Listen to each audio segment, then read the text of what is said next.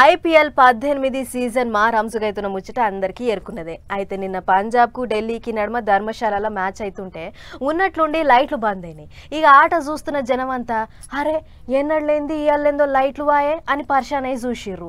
అంతలే అధికారులు లైట్లు పని చేస్తలేవు కాబట్టి ఆట బంద్ చేస్తున్నాం, ఎవళ్ళ ఇండ్లకు వాళ్ళు పొర్రి అని సాఫ్ సీదా చెప్పిర్రు. కానీ సీన్ కట్ చేస్తే ఇది అసలు ముచ్చట.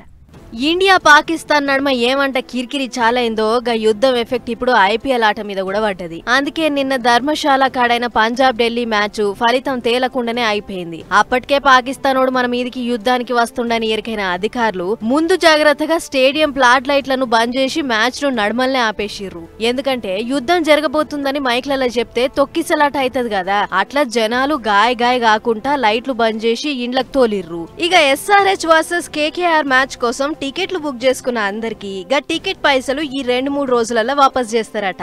అయితే పెద్ద ముచ్చట ఏంటిదంటే దేశంలో పరిస్థితులు బాలేవు కాబట్టి ఊకే IPL ను కొన్నొద్దులు వాయిదా వేయాలని నిర్ణయం చేసిర్రట.